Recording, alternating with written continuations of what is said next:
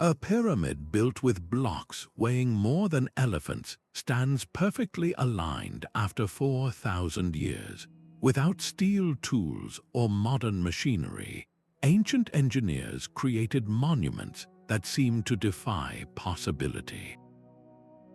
In this journey, you will uncover the hidden methods and brilliant minds behind these impossible structures. We will explore how a civilization moved 100-ton stones across a remote island, and how another carved an entire city from a mountain cliff. These are not just tales of stone and mortar, but of human ambition that reshaped the world. What does it truly take to build something meant to last forever? The Great Pyramid of Giza stands as a silent testament to an almost unbelievable precision. Its four sides align almost perfectly with the four cardinal directions: north, south, east, and west. This is not a rough approximation, but an astonishingly accurate feat of engineering. The base of the pyramid is leveled to within a fraction of an inch across its entire 13-acre area. Think about that for a moment. With lasers and digital levels, achieving such perfection on a project of this scale would be a formidable challenge. Yet the ancient Egyptians accomplished it over 4,500 years ago, using nothing but copper tools, stone hammers, and profound intelligence. How was this humanly possible? One compelling theory involves water. Engineers may have cut shallow trenches around the pyramid's foundation and filled them with water. By observing the still water's surface, a perfectly level plain, they could have measured down to a consistent depth across the entire site, creating a level baseline from which to build. This simple yet brilliant method demonstrates a deep understanding of practical physics. The sheer volume of material is another layer of the mystery. The pyramid is composed of approximately 2,300,000 stone blocks, each weighing an average of 2.5 tons. That is like maneuvering a herd of full-grown elephants, one after another, for decades. The logistics of quarrying these stones, transporting them across the Nile, and then lifting them hundreds of feet into the air required more than just muscle. It demanded a master plan, a society capable of organizing thousands of workers with a shared, monumental goal. Ramp systems winding their way up the growing structure are the most widely accepted solution for the lifting process, though their exact design remains one of history's great puzzles. This was not random piling of rocks. It was a calculated, decades-long symphony of coordinated effort, a true marvel of the ancient world that continues to challenge our understanding of the past. While the pyramids showcase a mastery of earthly geometry, another ancient wonder reaches for the heavens. On the vast, windswept Salisbury Plain in England stands Stonehenge, a ring of colossal stones that has captivated humanity for millennia. Its construction began around 5,000 years ago, an endeavor spanning generations. The largest of these stones, the sarcens, weigh up to 30 tons and were dragged from quarries over 20 miles away. But the true mystery lies with the smaller bluestones, each weighing several tons, which originated in the Preseli Hills of Wales, a staggering 150 miles distant. How did ancient people move these multi-ton stones across such a vast and rugged landscape without the wheel or draft animals? The answer likely lies in a combination of brute force and brilliant ingenuity. Archaeologists propose that builders used a system of wooden sledges gliding over log rollers, pulling these immense stones across the land. Some theories even suggest they partially floated the bluestones on rafts, navigating rivers and coastlines to shorten the overland journey. This was a monumental logistical operation requiring coordinated labor and an unwavering vision. Yet the journey is only half the story. Once in place, the stones were arranged with breathtaking astronomical precision. The central axis of the monument aligns perfectly with the rising sun on the summer solstice, the longest day of the year. Other stones frame the extreme rising and setting points of the moon during its complex cycle. This was not a random arrangement, it was a sophisticated celestial calendar carved in stone. Why would a society invest such immense effort over centuries? Stonehenge was likely far more than an observatory. It was a sacred space where engineering and spirituality were one. The very act of moving the earth and the heavens into alignment was a profound ritual, a way to connect the human world with the cosmic order. This ancient enigma reminds us that for our ancestors, building the impossible was often an act of both profound faith and unparalleled engineering. Far from the organized kingdoms of Egypt and Britain, a different kind of miracle took shape in the middle of the Pacific Ocean. On the remote Easter Island, nearly 900 giant stone figures stand in silent vigil. These are the moai, colossal heads and torsos carved from volcanic rock between the years 1250 and 1500.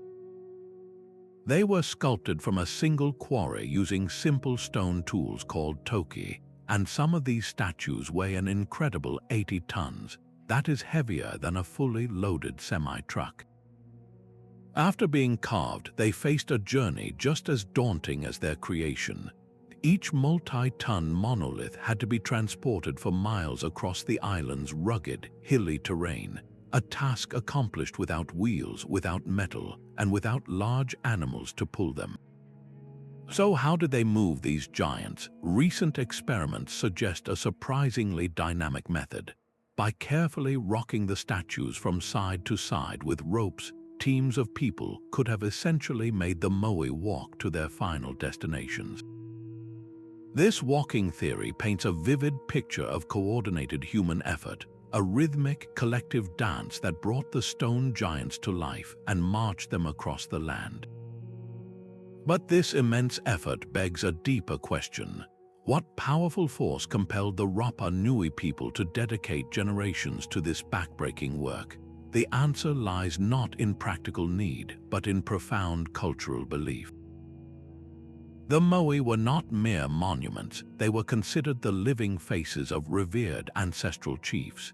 They were spiritual guardians, their imposing presence believed to watch over the community and channel supernatural power.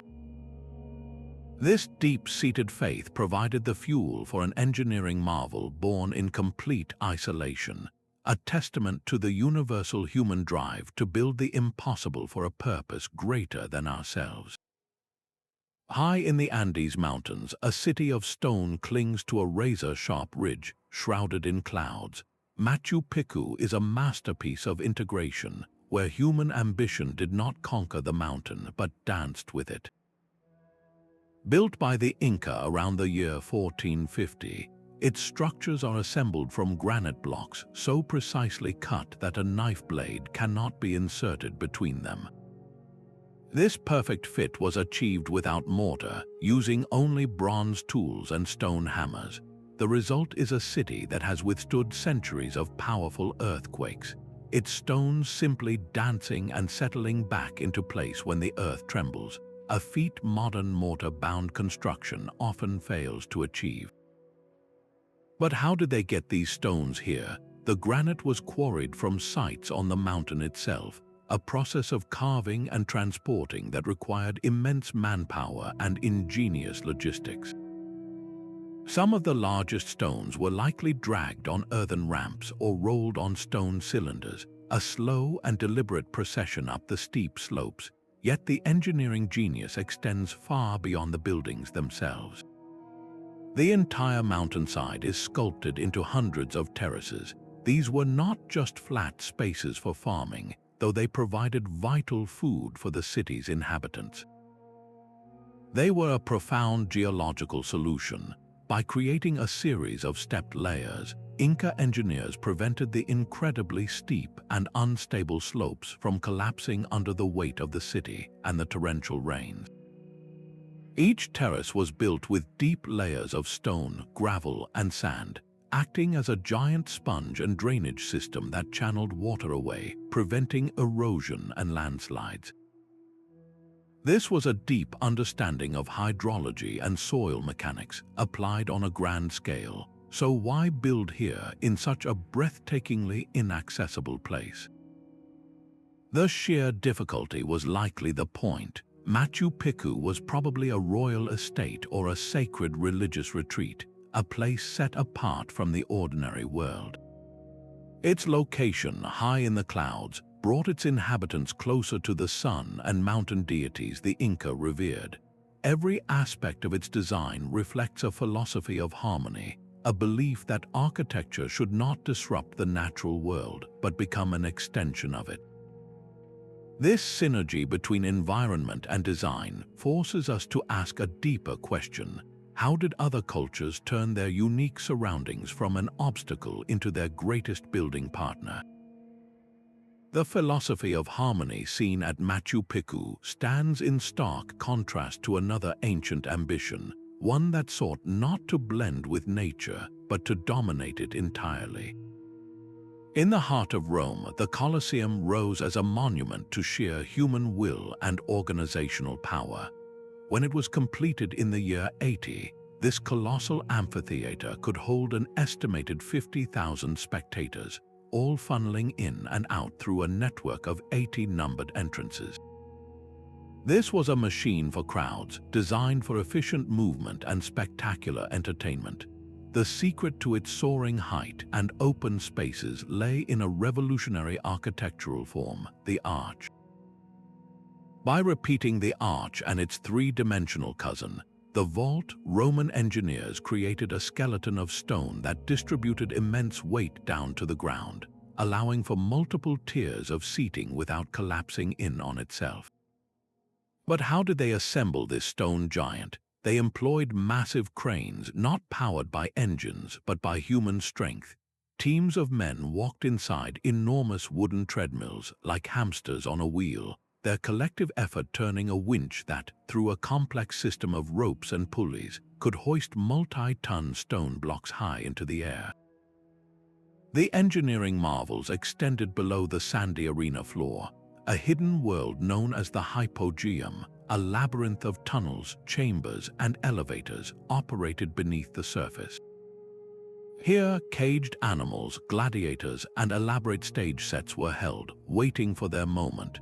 Using a system of counterweights and ramps, they could be lifted dramatically into the center of the spectacle, creating surprises that thrilled the ancient crowds. This was ancient stagecraft powered by brilliant mechanics.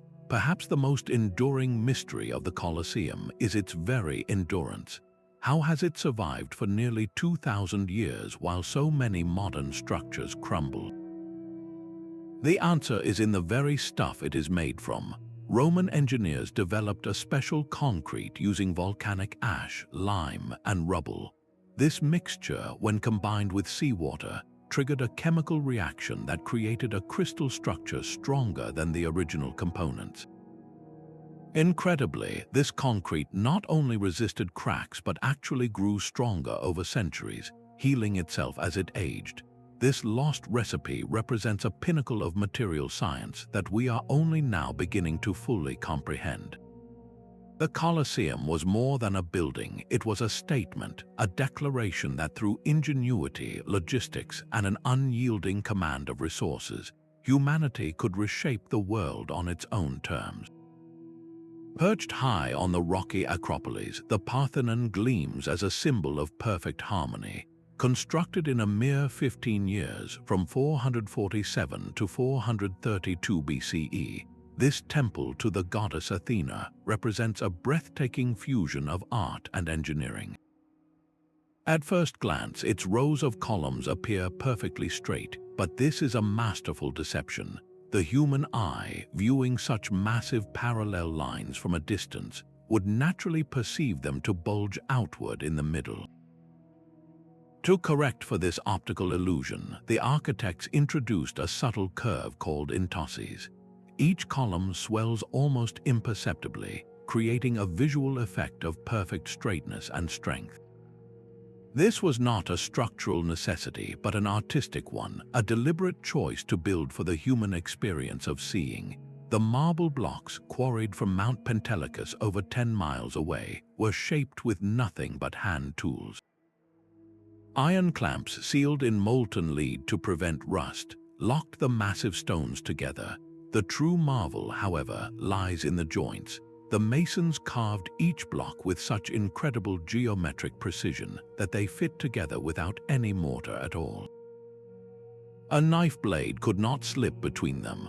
This perfect fit created a monolithic structure that could flex and withstand earthquakes, a testament to a deep understanding of material and mathematics.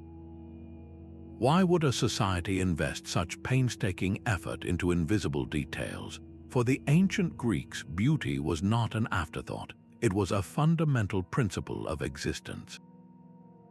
The Parthenon was the physical expression of their philosophical pursuit of ideal forms and cosmic balance.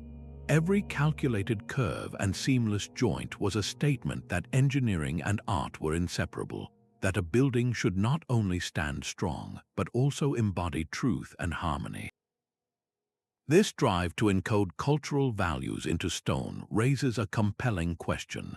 How did other civilizations use their unique environments not just as a source of materials, but as the very inspiration for their architectural language? From the philosophical ideals of Greece, we travel to a jungle kingdom where engineering was used to build heaven on earth.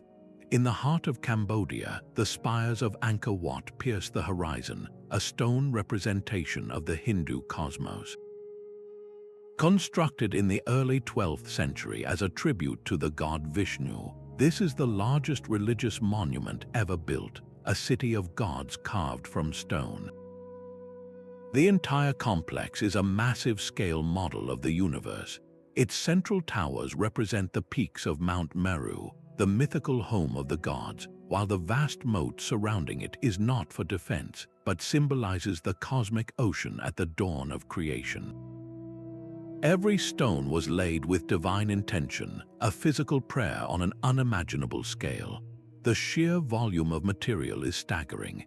Millions of sandstone blocks were quarried from a mountain over 25 miles away, each one transported without wheels or pack animals.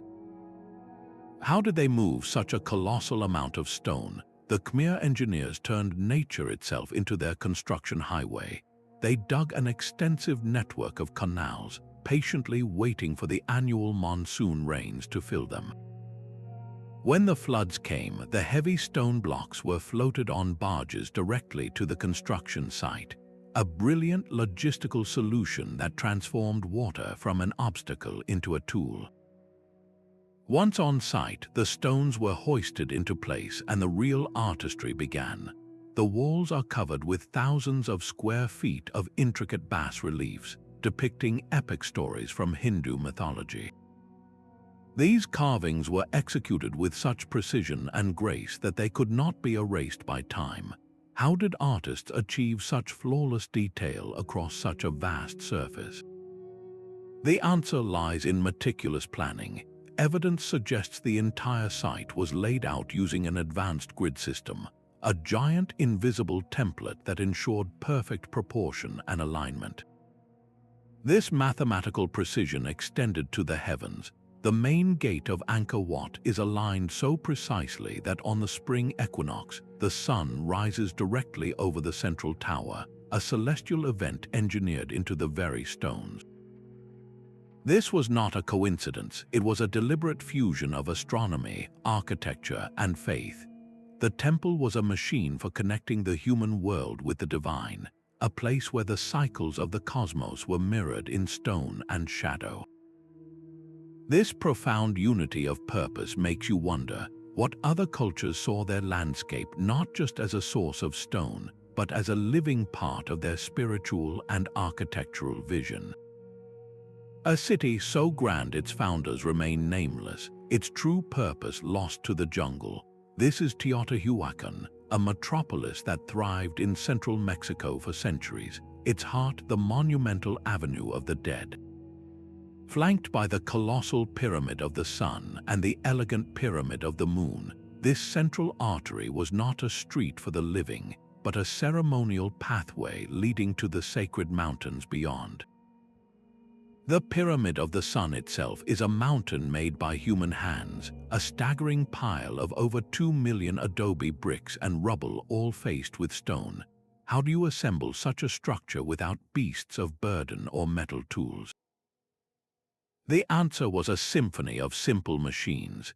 Thousands of workers moved earth and stone using nothing more than woven baskets, dragging materials up immense earthen ramps on log rollers, then carefully levering each stone into its perfect, predetermined place. The true genius, however, extends beyond the individual buildings. The entire city is a celestial map etched into the earth. The main avenue is aligned precisely 15.5 degrees east of true north, an orientation that seems strange until you realize it frames the setting of the Pleiades star cluster, a deeply significant constellation in Mesoamerican belief. The Pyramid of the Sun itself is positioned so that its western facade directly faces the spot where the sun sets on the day it passes directly overhead, a day that divides the solar year in two. This was urban planning as a form of worship, where every street and structure was an instrument for observing the cosmos. So why, after hundreds of years of glory, was this magnificent city completely abandoned by the year 550? There are no signs of invasion, no evidence of a single catastrophic event.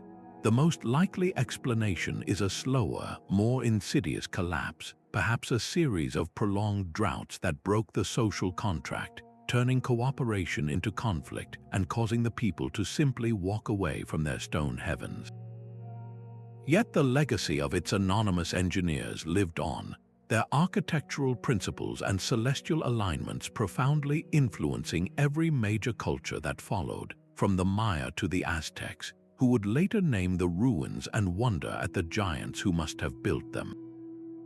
This scale of construction forces us to ask, how did these societies, from the Andes to Mesoamerica, organize the thousands of hands required for such projects without the coercive systems we often assume were necessary? Across the globe, another impossible structure was born not from a single blueprint, but from a collective need for security that spanned 2,000 years. The Great Wall of China snakes across mountains and deserts like a stone dragon, a fortification built and rebuilt over centuries, beginning as early as the 7th century before the Common Era.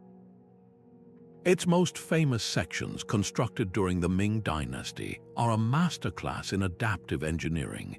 Builders did not fight the land, they became one with it, using the terrain itself as a foundational element. In the rocky west, they quarried local stone into formidable battlements. Across the plains, they pounded earth and gravel between wooden frames to create rammed earth walls as hard as rock. And in the eastern stretches, they fired kilns to produce millions of uniform bricks, held together with a mortar so durable its recipe remains a topic of debate. This was not one wall, but many, a sprawling network of defenses woven into the very spine of the continent. Getting these materials to the remote and dizzying heights was a logistical nightmare. Without modern machinery, workers formed human chains up steep slopes, passing bricks and baskets of lime hand over hand. Donkeys and simple wooden carts carried heavier loads along narrow paths, a slow, grueling procession that inched its way across impossible geography. The wall was more than a barrier, it was a sophisticated communication highway. Watchtowers were placed at strategic intervals, often within sight of one another. If a sentry spotted a threat, he could signal with smoke by day or fire by night, sending a message racing along the wall faster than any horse could gallop. This system transformed a static line of stone into a living, reactive nervous system for an entire empire. Maintaining such a colossal project required more than just muscle. It demanded the ultimate expression of centralized power and planning. The Ming emperors mobilized hundreds of thousands of soldiers, peasants, and prisoners, organizing them into specialized teams for construction, supply, and defense. This was a society pouring its entire administrative might into a single, monumental goal: protection. The wall stands as a stark reminder of a universal human fear, the threat from beyond the horizon. But it also forces us to ask, when a civilization's greatest engineering achievement is a barrier, what does that say about the world it was built in, and what ingenious defenses did other cultures erect when their own survival was on the line? A hidden city waits at the end of a deep, narrow canyon. This is Petra, the rose-red city carved not from quarried stone, but directly from the face of towering sandstone cliffs. Around the 4th century before the Common Era, the Nabatean people began an architectural revolution in reverse. Instead of building structures up, they carved them down, sculpting magnificent facades like the famous treasury from the living rock itself.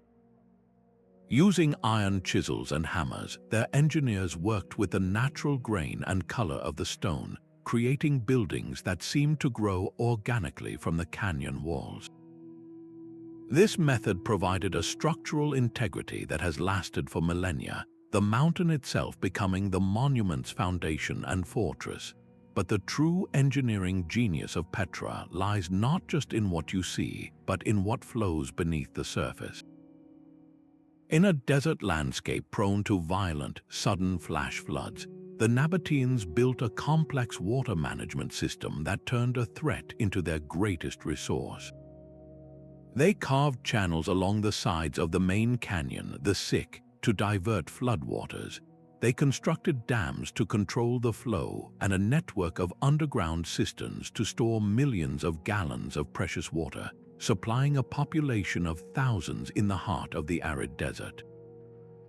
This mastery of hydrology was the lifeblood of the city, so why build here in such a secluded and seemingly inhospitable place? The location was its strength. Petra sat at the crossroads of major caravan routes, a hub for the trade of incense, silk, and spices.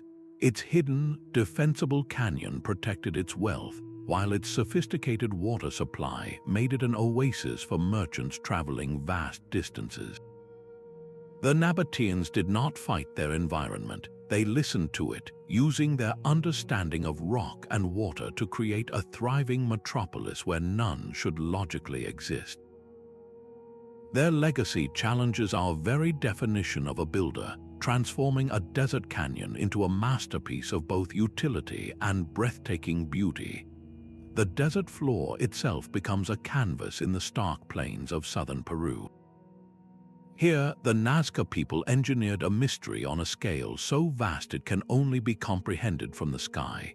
Between 500 years before the Common Era and 500 years after, they transformed the Pampa, Colorado into a sprawling gallery of geoglyphs. Enormous hummingbirds with wings outstretched, a towering spider, a sinuous monkey, and perfect geometric spirals and trapezoids are all etched into the earth. These were not built up with stone but carved down, created by carefully removing the dark, sun-baked surface stones to expose the lighter, sandy soil beneath. This technique created a stunning visual contrast, but the process is as baffling as the result. How did these ancient artists achieve such perfect proportions and straight lines stretching for miles without ever seeing their work from above? The answer lies in a beautiful application of simple technology. Archaeologists believe the Nazca engineers used a system of stakes and ropes. They could have first created a small-scale model of a design. Then, using a central cord, they scaled the figure up, driving stakes into the ground at key points and using ropes to map out the giant outlines. Teams of workers would then simply walk these lines, clearing away the dark stones to reveal the brilliant design beneath their feet. This was a form of desert engineering that required not heavy lifting but meticulous planning and an intimate knowledge of measurement. The purpose of these immense drawings has ignited debate for decades. Were they a giant astronomical calendar, their lines pointing to solstice sunrises or important stars? Perhaps they were sacred pathways, walked during rituals to pray to gods for the one thing the desert withheld: water. Some of the longest lines do point towards distant mountains where precious water sources originated, suggesting these geoglyphs were a form of spiritual irrigation, a prayer for rain etched directly into the land. The dry, windless climate of the Nazca Desert acted as a perfect preservative, locking these fragile lines in place for over 1,000 years. This was engineering not for eternity in stone, but for permanence in place, a collaboration with the environment to leave a message for the heavens. It forces us to reconsider what a monument can be, not a structure that scrapes the sky, but a drawing that invites it. El Castillo pierces the Yucatan sky, a stone calendar built to capture a moment of celestial magic.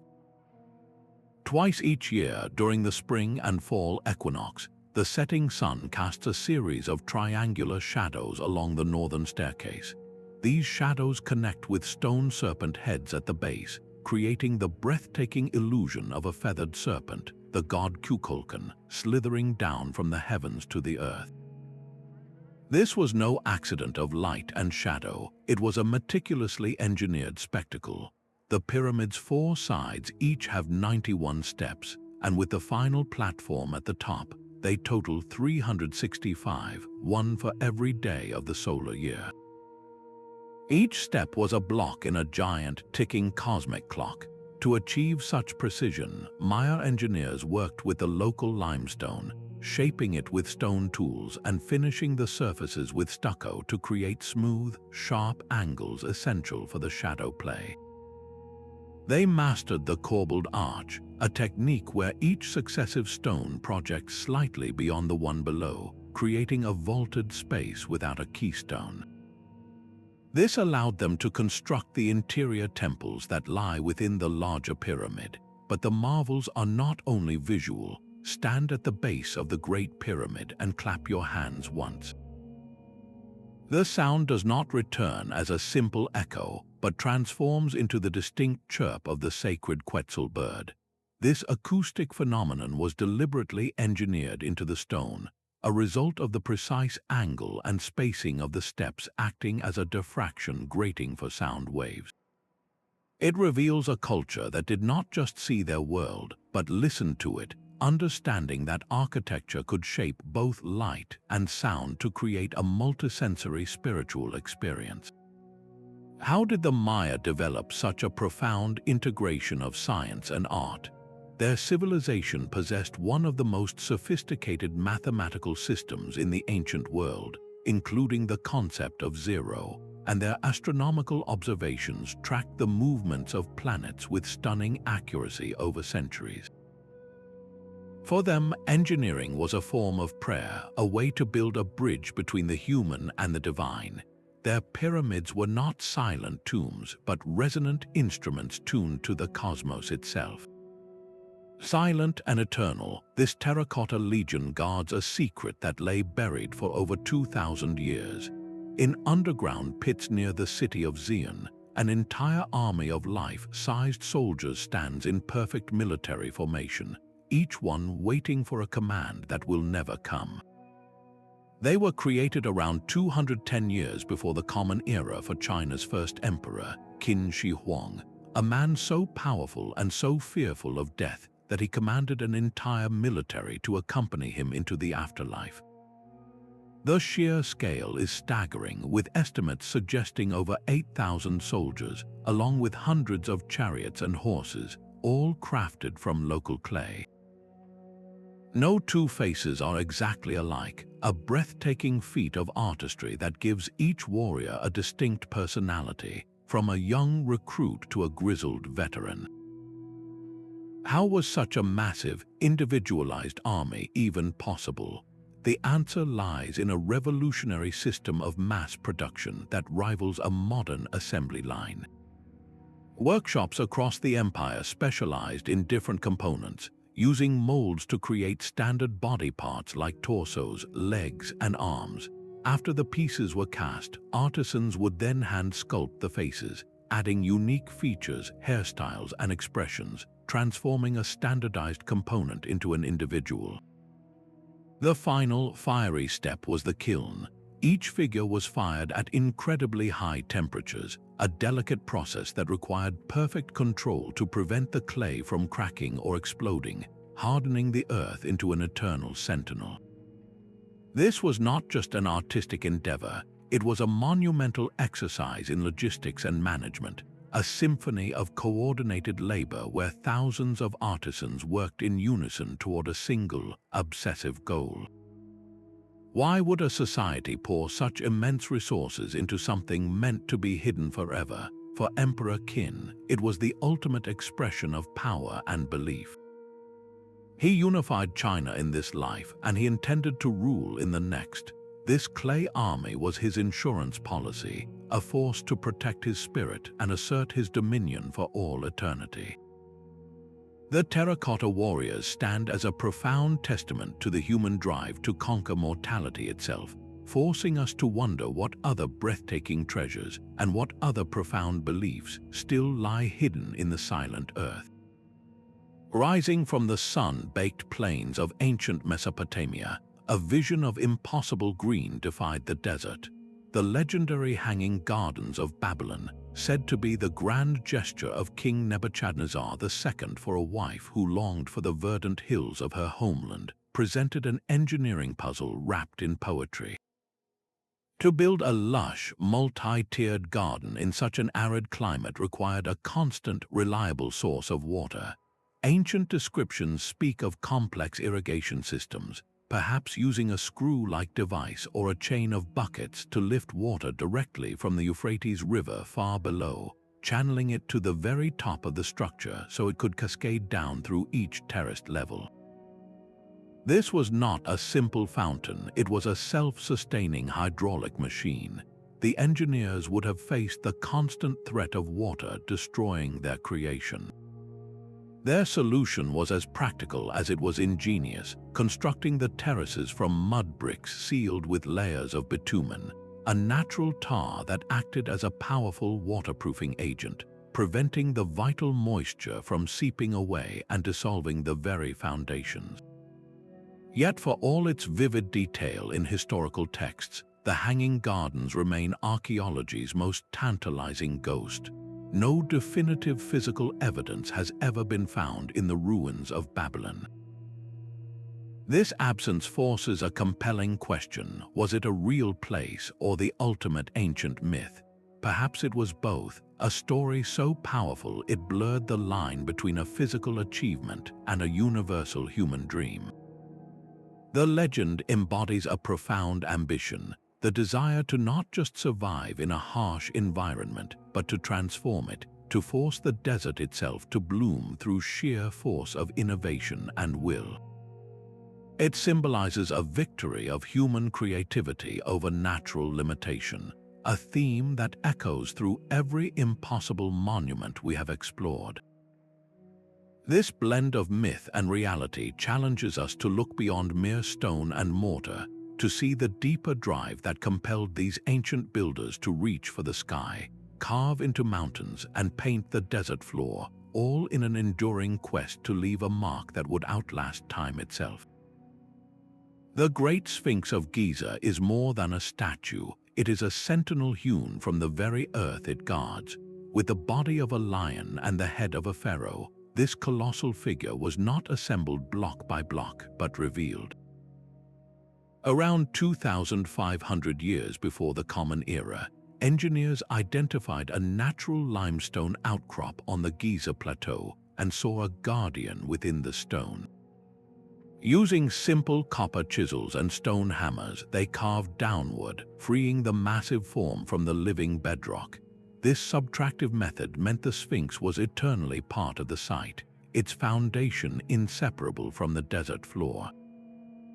Its positioning was no accident either, as it forms a sacred triangle with the Great Pyramid and the Pyramid of Khafre, its gaze locked precisely on the eastern horizon where the sun is reborn each dawn. This alignment suggests it was the spiritual protector of the entire necropolis, a divine hybrid of human intelligence and animal strength watching over the realm of the dead. Yet, the Sphinx itself holds a mystery that challenges the timeline. Deep, vertical fissures cover its limestone body, patterns that geologists argue are consistent with water erosion from a time when the Sahara was a lush, rainy savanna. This would place its origin thousands of years earlier than the accepted date, a theory that ignites fierce debate about a lost chapter of history and the true architects of this enigmatic face. Was it always the pharaoh we recognize today, or does it wear the features of a much older, forgotten king? Its missing nose and ceremonial beard are the stuff of legend, but the real story is written in the stone itself, a testament to a culture that saw no distinction between sculpting a masterpiece and building a monument. They were one and the same act, a fusion of art, astronomy, and engineering designed to project power and protection into eternity. Stone channels carried life itself across the rugged backbone of an empire. While some monuments reached for the gods, Roman aqueducts performed a more fundamental miracle, bringing fresh water to thirsty cities on a scale never before imagined. Structures like the magnificent Pont du Gard in France are just the visible, soaring remnants of a vast hidden network. These elegant arcades of arches were merely the bridges that carried the vital channel across valleys and rivers. For most of its journey, the water traveled through underground tunnels, carved through mountains and laid beneath fields, all following one simple, unstoppable force: gravity. The entire system was a masterpiece of precise downward slope. From its source in a distant spring, the channel had to maintain a constant, gentle gradient, sometimes as little as a few inches per mile for dozens of miles. Achieving this over hills and through ravines required astonishing accuracy in surveying. Roman engineers used an instrument called a corbeled, a long, water-leveled wooden frame, to trace this invisible downhill path across the landscape. They would not be thwarted by geography. If they could not go around an obstacle, they went through it or over it, all to keep the water flowing. But the water was not just moved, it was also cleaned. Along the route, large sedimentation tanks allowed sand and impurities to settle out before the water continued its journey, a simple yet effective form of ancient purification. The true secret to their endurance, however, lies in the stone and mortar itself. Roman builders used a special concrete made with pozzolana, a volcanic ash. When mixed with lime and water, this created a cement that was not only incredibly strong but actually hardened and grew more resilient when exposed to water, a property that defies modern building materials. This is why these structures have stood for 2,000 years, while many of our own concrete works crumble after decades. The final destination of this engineered river was the heart of Roman civilization. The water poured into public fountains, supplying every citizen, fed into lavish bathhouses that were centers of social life, and flushed out sewers, dramatically improving public health. This was engineering in service of daily life, a network that turned arid cities into places of abundance and cleanliness, proving that the most impossible monuments are sometimes the ones that quietly sustain us. Long before the first stone was laid at Stonehenge, another island people were raising their own stone giants from the earth. On the sun-drenched Maltese islands, the Giza temples stand as a silent, staggering enigma. Built around 3,600 years before the Common Era, these are some of the oldest freestanding structures on the planet, their massive limestone blocks forming a complex cloverleaf pattern that feels both ancient and strangely sophisticated. The name Giza with dot above Gantaja means giant's tower, a nod to local legend that these colossal stones were moved by a giantess. While the truth involves no mythological beings, the reality is just as compelling.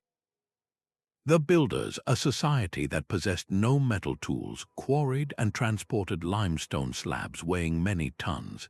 How did they manage such a feat? The answer may literally lie underfoot. Archaeologists have found numerous perfectly spherical stone balls scattered around the sites. These are believed to have been used as rollers, placed beneath wooden sledges to drag the immense blocks across the landscape, a slow, grinding procession of human ingenuity and sheer will. Inside these temples, the architecture speaks to a profound spiritual life. Curved walls enclose spaces that feel both sacred and intimate, featuring carved altars and mysterious holes in the stone partitions. These oracle holes likely allowed a hidden priestly class to speak as the voices of gods or ancestors during rituals, their disembodied words echoing through the chambers to an awestruck congregation.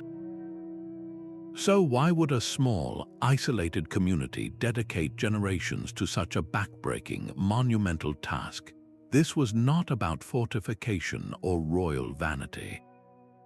The temples were likely the heart of a communal and religious existence, a physical anchor for a society deeply connected to the cycles of fertility, life, and death. Their very scale provided a shared identity and a means to interact with the divine, a place where the community could collectively seek favor from the forces that governed their world. The sheer sophistication of Giza, with above Gantaja and other Maltese temples, forces a humbling reconsideration. It challenges the linear narrative of human progress, proving that the drive to build the impossible, to encode belief in stone, is a fundamental part of our story, one that began far earlier than we often dare to imagine. High on a volcanic plain in Java, a mountain of carved stone rises in perfect symmetry. This is Borobudur, a 9th-century Buddhist temple that is not merely a building, but a three-dimensional map of the cosmos and the human path to enlightenment. Its 2 million interlocking blocks of gray andesite stone were assembled without a single drop of mortar, each one precisely carved to lock into its neighbor, creating a structure so resilient it would endure being buried for centuries. The journey for a pilgrim begins at the massive base, a square platform representing the world of desire. From there, you do not enter a doorway, you begin a clockwise spiral ascent along a series of terraces. The walls along these lower levels are covered in nearly 2 miles of intricate bas-relief panels, depicting scenes from the life of the Buddha and the lessons of his previous lives. These carvings were a visual scripture, a storyboard for spiritual instruction guiding the devotee upward. As you climb, the symbolism transforms. The square terraces give way to circular ones, moving from the earthly and structured to the formless and infinite. Here, you are surrounded by 72 latticed stupas, each one housing a serene statue of the Buddha gazing outward. The very air seems to change, the open design allowing the wind to whisper through the stone lattices. The entire monument is a giant mandala, a sacred geometric pattern representing the universe, and its alignment with the surrounding volcanoes was no accident. It anchored this spiritual diagram to the powerful, living geography of the island. Building such a precise and massive structure required more than just artistic vision, it demanded hydrological genius. The engineers who designed Borobudur understood the threat of Java's torrential rains. To prevent the entire monument from being washed down the hillside, they incorporated a sophisticated drainage system. Small spouts, many carved into the shape of mythical creatures called makaras, protrude from the walls at regular intervals. These are not mere decorations, they are functional gutters, channeling water away from the delicate reliefs and off the sides of the temple, protecting the stone from the erosive power of water for over 1,000 years. Yet, despite this incredible resilience, Borobudur was eventually abandoned, slowly swallowed by the jungle and layers of volcanic ash from nearby Mount Merapi. For centuries, it slept, a lost mountain of wisdom hidden beneath the earth. Its rediscovery in the early 19th century by British colonialists was a shock, an entire universe emerging from the soil. The fact that it stood intact, its stories perfectly preserved, is a testament to the foresight of its builders. Borobudur stands as a profound statement that the most enduring monuments are those built not just with stone, but with a sacred purpose, an architectural prayer designed to guide the human spirit step by step toward the sublime. These stone pathways are the arteries of a continent-spanning empire. The Teotihuacan, or Great Inca Road, was not a single route but a vast network stretching for over 25,000 miles through the jagged spine of the Andes. From the 15th century, Inca engineers wove together existing trails and carved new ones, creating a transportation web that connected distant deserts to dense cloud forests. They did not simply cut paths, they sculpted the mountainside itself. In steep ascents, they built perfect stone staircases. Across arid plains, they laid down paved causeways to mark the way. But the true test of their ingenuity came at the precipice of a deep river gorge. Here, the solution was not stone but fiber. They engineered suspension bridges from woven grass, a material that seems impossibly fragile for such a task. Communities would braid local iku grass into massive cables, some as thick as a human torso. These cables were then stretched across the chasm and woven together to form a walkway, a structure that swayed with the wind but could support the weight of soldiers, llama caravans, and imperial messengers. Maintaining this sprawling network was a constant, monumental effort. How did they manage it? The empire imposed a labor tax known as the mitre. Every household was required to contribute a certain number of days each year to public works, from repairing a stretch of road to restocking a way station. This system transformed a massive logistical burden into a shared, rotating responsibility, ensuring the roads were always open. Along these routes, rest houses called tambos were strategically placed, often a day's walk apart. A messenger, or chasqui, running at a sprint could relay a message from the empire's capital to its farthest reaches in a matter of days, a communication speed unmatched anywhere in the world at that time. This was more than a road, it was the central nervous system of the Inca state, binding together an empire of incredible diversity through sheer engineering will and administrative brilliance. It forces us to consider what other empires understood, that the greatest monuments are not always static, but can be the very paths that make a civilization move. A tower of fire guided ships through treacherous waters, a marvel that pierced the sky over the harbor of ancient Alexandria. The pharaohs, built around 280 years before the Common Era, was not just a structure, it was a promise of safe arrival, one of the tallest man-made creations in the world for centuries. Its engineers faced a unique challenge: to build a stable foundation on the small island of Pharos, directly in the path of the Mediterranean's powerful waves.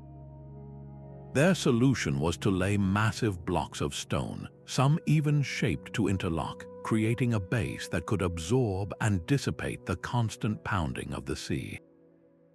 Within this stone giant, a brilliant logistical system was at work. A wide, spiraling ramp corkscrewed up through the interior, allowing a steady procession of donkeys and workers to carry the essential fuel, likely wood or dried reeds, to the summit day and night. At the peak, the true magic happened. A massive furnace blazed, but its light was not left to scatter uselessly into the darkness. Ancient accounts describe a sophisticated mirror system, likely crafted from polished bronze, that captured the firelight and projected it as a focused beam across the sea. This was not a mere flame, it was an engineered signal, a concentrated ray of hope visible from an incredible 30 miles away. How did this single structure influence the world that followed? The pharaohs became the archetype for every lighthouse that came after it. Its three-tiered design, its use of a focused light source, and its very purpose set a standard that would be copied and adapted across the Mediterranean and beyond. For over 1,000 years, it stood as a universal symbol of safety, knowledge, and connection, a beacon that literally and figuratively brought distant cultures into the same harbor. Its eventual destruction by a series of earthquakes did not erase its legacy, it only cemented its legend. The fall of the pharaohs demonstrates a profound truth, that the most vital engineering is often that which serves a fundamental human need, guiding us home through the perilous dark. While the Egyptians raised pyramids to house the dead, the Sumerians built mountains to reach their living gods. In the heart of ancient Mesopotamia, the great Ziggurat of Ur rose as a colossal stairway toward the heavens, a man-made peak of sun-baked mud bricks constructed around 2,100 years before the Common Era. This was not a tomb, but a temple, a physical bridge between the earthly city and the divine realm of the moon god Nana. Its core was not carved from stone, but molded from the very earth beneath the builder's feet, millions of mud bricks all baked hard in the sun. Yet in a land of sudden, violent floods, such a structure would have melted back into the earth without a crucial innovation. The engineers layered the bricks with thick sheets of bitumen, a natural tar that acted as a powerful waterproof shield, protecting the sacred mountain from the destructive rains. They went further, weaving reed mats between courses of bricks, a simple but brilliant form of reinforcement that gave the entire structure flexibility to withstand settling and minor tremors. This was engineering born from an intimate dialogue with a challenging environment. 3 massive staircases converged at the summit, leading to a radiant shrine where only the high priests could enter. From this sacred perch, they would perform rituals they believed directly influenced the fate of the city below, from the arrival of the annual floods to the success of the harvest. So why did the entire community pour its resources into this single, monumental effort? The ziggurat was far more than a place of prayer, it was the beating heart of the city. Its base housed administrative offices, storage for grain, and workshops. It was the center of law, economy, and social life, all radiating out from the divine authority embodied in its towering form. This unity of purpose under the gods makes you wonder, how did other early civilizations use their own unique spiritual beliefs to lay the very first stones of the city itself?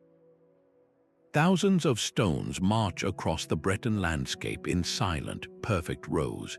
In the fields of Karnak, France, over 3,000 megaliths stand as a monument to a forgotten world, erected by Neolithic hands around 4,500 years before the Common Era. These are not random placements, but deliberate alignments stretching for miles, a geometric pattern on a scale that feels both ancient and eerily precise. To raise these multi-ton stones, engineers likely employed a beautifully simple system. They would have dug a foundation pit, using wooden levers to pivot the stone into position while teams pulled on ropes to guide it upright, packing the base with smaller stones to lock it in place for millennia. The real mystery is not how they stood them up, but why they went to such immense trouble. The long axes of these stones rose a line with the rising sun on the summer solstice, and some researchers suggest they also track the more complex cycles of the moon. They might have been a giant calendar, a celestial computer built from granite. Yet other theories propose they were sacred pathways for funeral processions, territorial markers for powerful clans, or even physical representations of social order. How did a Stone Age society without a written language or centralized ruler coordinate such a vast project? This was the work of a community united by a shared vision. Knowledge of astronomy, engineering, and ritual would have been passed down through generations by word of mouth and demonstration, a living library of tradition. The true purpose of the Karnak stones may be lost to us, but their silent presence speaks volumes about the human need to impose order on the world, to mark the land and the sky with meaning. This enigmatic forest of stone invites us to look closer at the other quiet, ancient landscapes of Europe, where the first engineers left their marks not in grand cities, but in the earth itself. The entrance to the citadel of Mycenae is guarded by a stone of staggering weight. Above the gateway, a massive limestone lintel block estimated to weigh over 20 tons holds its position, a silent challenge to any who would approach. Carved into the triangle of space above it, two lionesses stand facing each other. Their powerful forms a deliberate symbol of the royal power housed within these walls. This was more than a doorway, it was a psychological statement, a declaration of strength and permanence built around 1250 years before the Common Era. The entire approach is framed by Cyclopean masonry, a fitting name for walls built of such enormous, irregular limestone boulders that later Greeks believed only the mythical one-eyed giants, the Cyclopes, could have lifted them. The builders selected these stones for their sheer mass, fitting them together with astonishing precision, creating a jigsaw puzzle of immense weight that required no mortar to stand for millennia. The interlocking irregularity of the stones was the secret to their stability, making the walls virtually impossible to dismantle or breach. So how did human hands raise these giants into place? The most plausible answer lies in a combination of simple machines and immense manpower. Engineers likely constructed massive earthen ramps, dragging the stones up these temporary slopes with ropes and wooden rollers. Once near their final position, teams would have used wooden levers to painstakingly pivot and nudge each boulder into its perfect, predetermined place. This was not brute force alone, it was a carefully choreographed display of applied physics. Every aspect of the Lion Gate served a dual purpose, blending military necessity with symbolic meaning. The intimidating scale of the walls was a formidable deterrent, while the carved lionesses, their bodies now lost but their heads once turned to confront visitors, acted as divine protectors of the king and his lineage. This fortress entry stands as a powerful testament to how the constant threat of conflict in the Bronze Age became a catalyst for architectural genius, driving engineers to develop new methods for building the impossible in the name of security and power. Deep in the humid jungles of Mexico, a civilization now known as the Olmec laid the foundation for all that would follow in Mesoamerica. Their most enduring legacy is a gallery of stone giants, colossal heads carved from solid basalt, some standing nearly 10 feet tall and weighing over 20 tons. Each one is a portrait of a powerful individual, their features distinct and their expressions resolute, crowned with unique, helmet-like headgear. These were not anonymous idols, but likely depictions of specific rulers, carved with a stunning realism that has survived for over 3,000 years. The very stone they are made from tells a story of immense effort. The nearest source of this specific basalt was in the Tuxtla Mountains, a grueling 50 miles away through swamps and dense rainforest. Without the wheel or draft animals, Olmec engineers became masters of logistics. They likely transported the raw, multi-ton boulders on river rafts during the rainy season, and then used a system of rollers and ropes to haul them overland to their ceremonial centers. Once in place, the true artistry began, using only harder stones like jadate and serpentine as chisels and hammers. Artisans painstakingly pecked and ground the incredibly tough basalt into these smooth, commanding faces. The sheer difficulty of this work, of refining such a hard material with even harder stones, represents a pinnacle of early engineering tenacity. Why dedicate such staggering resources to these portraits? In a world where a ruler's power was tied to the spiritual well-being of the community, These heads were more than memorials. They were permanent assertions of authority, solidifying a leader's legacy and his divine connection for all to see. Their imposing presence in the central plazas served as a constant stone reminder of the order and power that held society together. This sophisticated artistry and engineering, emerging from the jungle so early, forces a profound question: what other foundational secrets of the Americas are still waiting to be unearthed? Beneath the quiet island of Malta, another world waits in absolute darkness. The Hal Saflieni Hypogeum is a labyrinth carved entirely underground, a sanctuary of death and ritual built over 1,000 years, beginning around 3,300 years before the Common Era. This was not a structure raised to the sky, but one meticulously hollowed out from the living limestone, descending through 3 complex levels that mirror the temples standing in the sunlight above. Using nothing more than antler picks and stone hammers, generations of engineers excavated a vast network of chambers, burial pits, and graceful arched altars. They worked entirely by the light of flickering oil lamps, their tools slowly pecking away the rock to create a perfect inverted replica of their sacred world. Planning required for such a feat is almost beyond comprehension. How do you map out a multi-level subterranean city without modern surveying tools, ensuring one chamber does not collapse into another? This was not a single, premeditated blueprint, but a project that evolved organically over countless generations. Each new level was a testament to accumulated knowledge, a slow, deliberate expansion guided by a profound understanding of the stone's structure and strength. They listened to the rock, following its natural faults and exploiting its solid beds, their engineering intuition passed down from parent to child. Within this silent stone world, they also mastered the power of sound.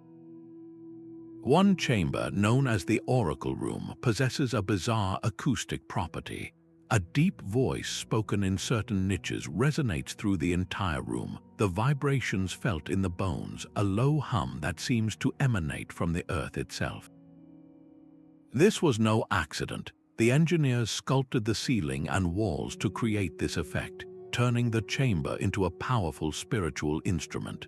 During ceremonies, a hidden priest's voice could be made to echo as if it were the voice of an earth goddess or an ancestral spirit, a divine illusion engineered from limestone and air. The walls themselves were once alive with color, adorned with spirals and patterns painted in red ochre, a sacred pigment symbolizing life, blood, and rebirth in the face of death. This hidden wonder reveals a sophistication that goes far beyond mere construction. These ancient builders were masters of ambience, manipulating space, sound, and light to create an immersive experience that connected the community with the deepest cycles of existence. In the profound quiet of the Hypogeum, engineering became a form of communion with the underworld itself. Stone whispers rise from the riverbank, a cliff face transformed into a silent congregation of enlightened beings. In central China, the Longmen grottos stretch for over a mile along the Yi River, a breathtaking complex where faith met engineering on a staggering scale.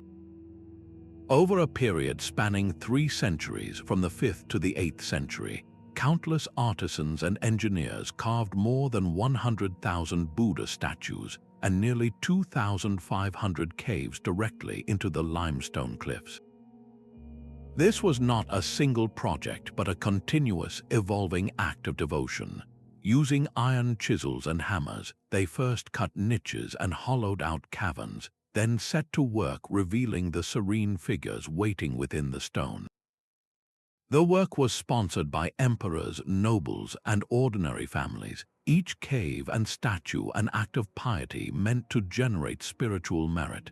The sheer logistics were immense. For the largest statues, workers constructed intricate bamboo scaffolding that clung to the cliff face, allowing them to reach dizzying heights and carve with precision from the top down. The pinnacle of their achievement is the Vairocana Buddha in the Fengxian Temple Cave. This colossal figure stands over 55 feet tall, his serene face measuring more than 13 feet, all carved from the living rock with such delicacy that his robes seem to flow.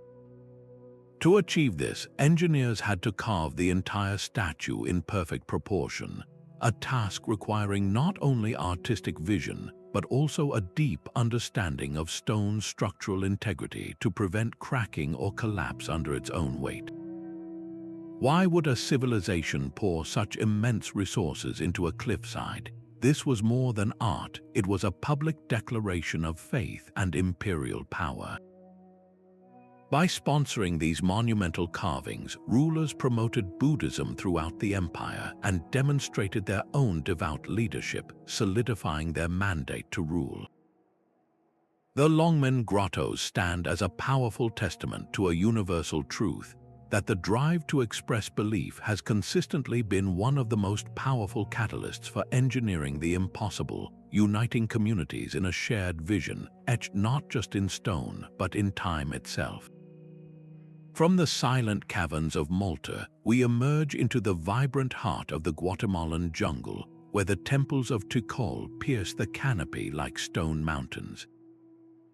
These sky-piercing pyramids, built between the years 200 and 900 of the Common Era, were the epicenter of a bustling Maya metropolis. Temple 4, the tallest, soars over 200 feet, a monumental staircase of limestone and stucco that seems to launch directly into the heavens. The climb up its steep steps was never meant to be easy. It was a spiritual ascent.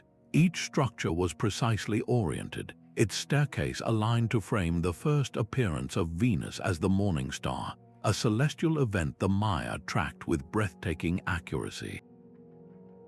This was architecture as a cosmic instrument, a way to anchor their city to the rhythms of the gods. Achieving such staggering heights required more than just spiritual fervor, it demanded brilliant logistics.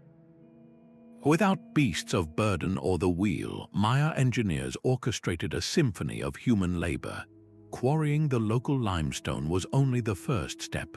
Teams of workers then hauled the massive blocks using a network of earthen ramps, their surfaces packed hard by countless footsteps. As the pyramid grew, so did the ramp, winding its way up the ever-increasing slope in a slow, deliberate procession. At the summit, artisans applied a final layer of brilliant white stucco, making the temple gleam against the lush green jungle, a radiant beacon of power and precision. Yet the true genius of Tikal extended far beyond its iconic skyline. The entire city was a masterwork of environmental engineering, designed to thrive in a challenging landscape. The Maya sculpted the earth to create vast reservoirs, channeling rainwater through a network of plaster-lined canals to secure a reliable supply through the dry season. Elevated causeways of white limestone, known as sakbiob, connected the grand plazas, allowing for easy movement of people and goods while also managing water flow across the urban expanse. This intricate system transformed the city into a self-sustaining hub, supporting a population of tens of thousands. The grandeur of Tikal stands as a powerful testament to Maya scientific and organizational genius, a civilization that reached for the stars while firmly grounding its survival in the practical mastery of the earth. 6,000 years before the first stone was laid at Stonehenge, a hill in southeastern Turkey was being reshaped into a spiritual sanctuary. This is Göbekli Tepe, a complex of massive stone circles erected around 9,600 years before the Common Era, a time when humanity was still thought to be roaming in small bands of hunter-gatherers. Its builders raised enormous T-shaped pillars from the local limestone, each one weighing many tons and standing over 16 feet tall. These are not rough monoliths, but finely finished columns, their surfaces carved with an elaborate bestiary of foxes, scorpions, vultures, and lions. The sheer scale and artistry are baffling, a project that should not have been possible for a society without agriculture, without permanent settlements, and with only the simplest flint tools. How did they quarry these stones, move them for hundreds of yards, and then erect them into precise circles? The answer lies in a level of social organization we never knew our ancestors possessed. This was not the work of a few families, but a coordinated effort requiring a large, mobilized labor force, all united by a shared vision. They likely used stone hammers and chisels to free the pillars from the bedrock, then transported them on log rollers using ropes woven from plant fibers, a monumental task of pure human muscle and collective will. The purpose of these enclosures seems to have been purely ritual. There is no evidence of daily life here, no hearths or trash pits, only these stark, symbolic circles that were deliberately buried under tons of earth after their use, preserved for millennia like a time capsule. This single site shatters the long-held narrative that civilization began with farming. It suggests that the human drive to create, to gather for a spiritual purpose, to engineer monumental spaces for beliefs we can only guess at, may have been the very catalyst that spurred the invention of agriculture and settled life. Göbekli Tepe forces a profound question. What if the temple came before the city? What if our need to build the impossible for our gods is what truly made us who we are? Its dome is a perfect hemisphere of concrete, a ceiling for the sky itself. The Roman Pantheon, completed around the year 126, presents an architectural riddle that has captivated engineers for nearly 2,000 years. How can a structure of such immense scale, with a dome spanning 142 feet, stand completely unsupported by any pillars or internal framework? The answer is written in the very recipe of its concrete. Roman engineers were master chemists, tailoring their materials for the task. For the massive dome, they did not use heavy stone aggregate. Instead, they mixed their concrete with light, porous pumice, significantly reducing the weight of the upper layers and the crushing force on the walls below. This was not a single, monolithic pour of concrete. It was a carefully calculated layering of different mixtures, each one optimized for its specific place in the structure. The most famous feature, the oculus, is a 27-foot wide opening at the very apex of the dome. This is not a structural weakness, but a stroke of genius. It eliminates the need for a heavy keystone at the dome's most critical point of stress, while also serving as the building's sole source of natural light and a natural chimney for ventilation. The light pouring through this single eye tracks across the marble floor throughout the day, marking the hours like a cosmic sundial. Every dimension of the Pantheon is a lesson in mathematical harmony. The distance from the floor to the top of the dome is exactly equal to its diameter, meaning a perfect sphere could fit snugly inside the rotunda. This perfect geometry was not just for beauty. It was a fundamental principle of structural integrity, distributing the dome's enormous weight evenly down into the thick, drum-like walls. These walls are not solid, but ingeniously hollowed out with a series of arches and recesses, further reducing their weight without sacrificing strength. This is why it has survived earthquakes, invasions, and the slow decay of time when so many other Roman structures have crumbled.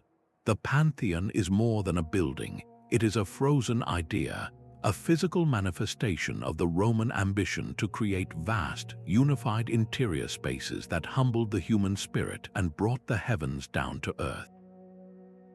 Perched high in the sheltered alcoves of Colorado's canyon walls, an entire civilization built its home in the sky. The Cliff Palace at Mesa Verde is a breathtaking complex of over 150 rooms, a multi-story village sculpted directly into the sandstone cliffs by the ancestral Pueblones. Between the years 1190 and 1300, These engineers used only stone hammers and wooden tools to painstakingly peck away the soft rock, carving out living quarters, storage chambers, and circular, subterranean rooms called kivas. These kivas were the spiritual and social heart of the community, entered by a ladder through a hole in the roof, symbolizing the Puebloan belief in emerging from the underworld. The entire structure was not simply placed in the alcove, but integrated with it, using the natural curve of the cliff as both roof and protection. Why choose such a difficult and seemingly inaccessible location? The answer is a masterclass in environmental adaptation. The south-facing cliff alcoves acted as a passive solar system, capturing the low winter sun for warmth while being shaded by the rock overhang from the scorching high summer sun. This natural insulation created a stable, comfortable climate year-round. But survival in this arid landscape required more than just a good location. The ancestral Puebloans became brilliant hydrologists. They constructed elaborate systems to channel every precious drop of rainwater. They carved channels in the cliff faces to direct runoff from the mesa top into collection basins and storage pits, ensuring a vital reserve during long dry spells. The very defensibility of the site was another profound benefit. Reaching these dwellings required climbing steep cliffs with hand and toe holds, a formidable challenge for any outsider, making the village a natural fortress. This was not a society hiding in fear, but one intelligently leveraging its environment for security and stability.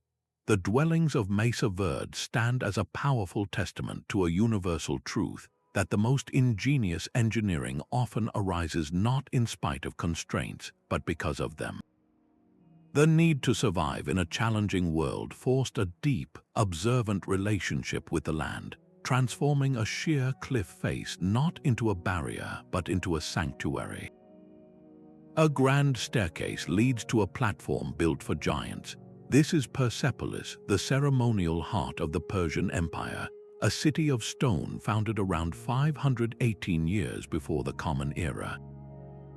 Its massive terrace, carved from the side of a mountain, was a feat of foundational engineering designed to last for eternity. To create this immense, level platform, builders quarried the local gray limestone, its sheer weight and density a natural choice for permanence. Teams of oxen strained against heavy loads, dragging multi-ton blocks on wooden sledges. Once on site, the stones were set with such precision that the entire complex could withstand the violent tremors that sometimes shook the region, a testament to a profound understanding of stability and balance. The heart of this royal city was the Apadana, the magnificent audience hall where the king received delegates from every corner of his vast empire. This hall was a forest of columns, 72 in total, each one towering over 60 feet high. These were not plain pillars, but intricately carved works of art, their surfaces depicting lotus flowers, bulls, and griffins. The weight of the vast cedar ceiling was distributed down through these elaborate capitals, a perfect marriage of artistic vision and structural necessity. But the true story of Persian power is told on the stairways themselves. The walls are lined with endless processions of carved figures, a frozen parade of emissaries from 23 different nations. You see Medes bringing embroidered cloth, Egyptians leading a giraffe, and Babylonians presenting lion cubs. Every detail, from the braids in their hair to the patterns on their robes, was chiseled with breathtaking care. Why pour such immense resources into a city used primarily for ceremony? Persepolis was not a military fortress or a bustling commercial center. It was a stage for the most powerful political message of the ancient world, the unity and tolerance of the Persian Empire. During the New Year festival, representatives from every subject nation would climb those very staircases, bringing gifts and paying homage to the king. They walked past those reliefs, seeing themselves immortalized in the very stone of imperial power. This was engineering in the service of ideology, a stone-built symphony designed to show that here many peoples could exist under one rule. The platforms, columns, and carvings were all calculated to amplify a single, unifying message that the empire's strength was not just in its army, but in its ability to bring the world together. While the Moai themselves capture our awe, they could not stand without their silent, steadfast partners, the Ahu platforms.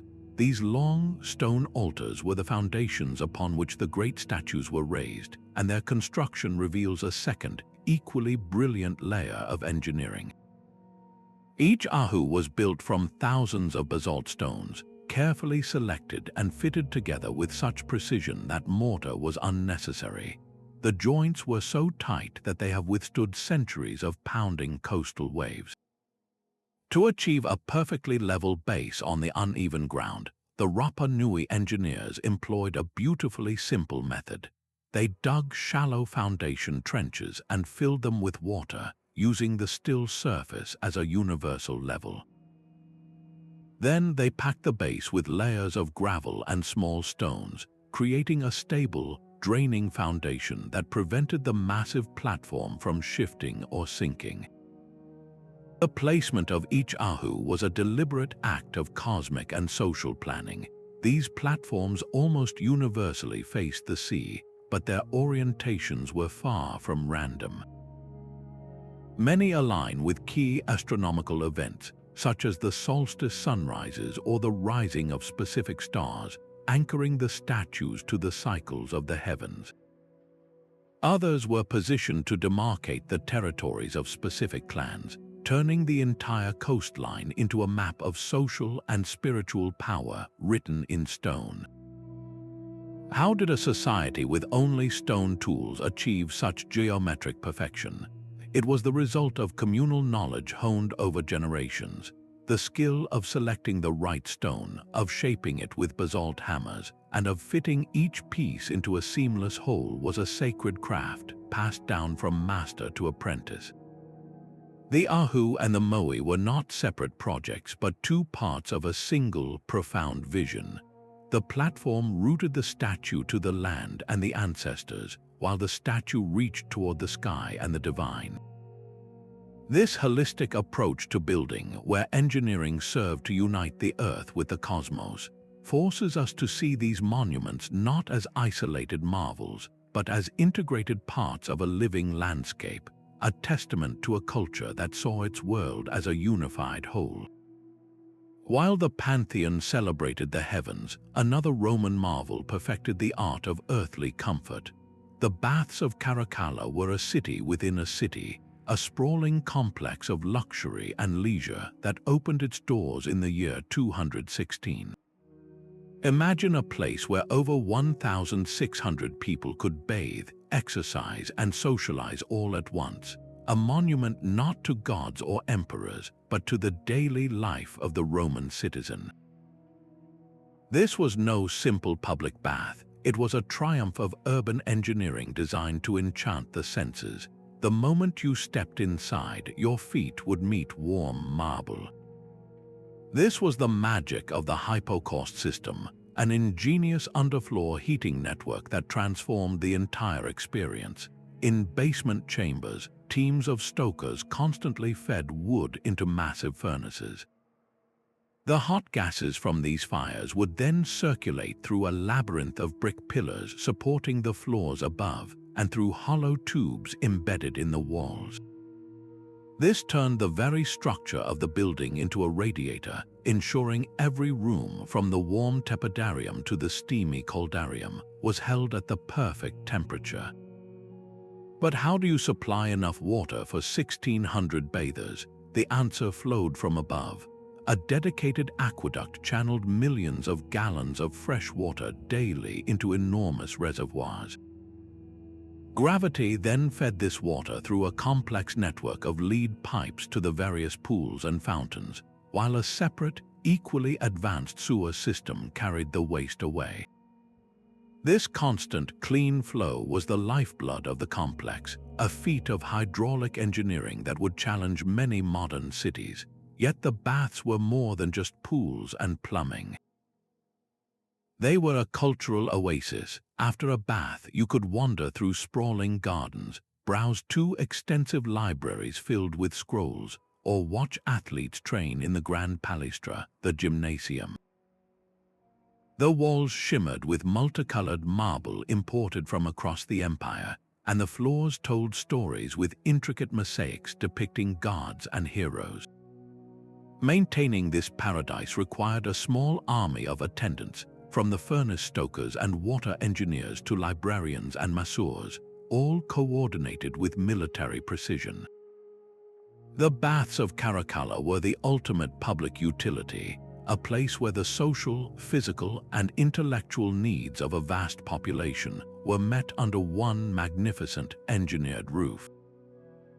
They stand as a powerful reminder that the most advanced engineering is sometimes that which serves not just survival, but the profound human need for community, comfort, and beauty. Deep beneath the Andean mountains lies a temple designed to disorient and amaze. The builders of Teotihuacan did not construct a monument to scrape the sky, but instead carved a labyrinthine world underground. Beginning around 900 years before the Common Era, Chavan engineers began a project that would span centuries, tunneling into the earth to create a complex network of stone-lined galleries, hidden chambers, and perfectly vertical ventilation shafts. This was not a tomb, but a living, breathing ceremonial center, a machine for spiritual transformation. The sheer act of building here was a battle against the elements. The site was purposefully located at the confluence of two powerful rivers, a place constantly threatened by flooding and water seepage. To solve this, the engineers became masters of hydrology. They constructed a sophisticated system of stone canals and drains that ran beneath the floors and alongside the walls, channeling the relentless groundwater away from the sacred spaces and ensuring the underground complex remained dry and stable for rituals. This was engineering as a form of devotion, a practical solution to protect a profound spiritual vision. At the very heart of this subterranean maze stands the lanzon, a 15-foot-tall shaft of white granite carved into the image of a snarling, supernatural deity. This monolith was not placed in the chamber. It was the chamber, its base rooted deep in the earth and its pinnacle piercing up into the temple above, an axis mundi connecting the underworld, the human realm, and the heavens. But the true genius of Chavan is not just in what you see, but in what you hear. How did they create such powerful acoustic effects? The answer lies in the very architecture and the instruments used within it. Priests would blow on pututu conch shell trumpets, their deep, moaning blasts traveling through the stone corridors. The sound waves would bounce off the precisely angled walls and through the ventilation shafts, creating a distorted, echoing chorus that seemed to emanate from the walls themselves. A person standing in one gallery could hear the haunting notes from a conch shell blown in another, far-off chamber, as if the temple itself were whispering. This was not an accident, it was a deliberate manipulation of sound and space. The entire complex was engineered to overwhelm the senses, to dislocate a pilgrim from ordinary reality and prepare them for a direct encounter with the divine. The Teotihuacan complex stands as a powerful testament to a different kind of engineering genius, one where controlling water and sculpting sound were not technical afterthoughts, but the very tools for building a gateway to another world.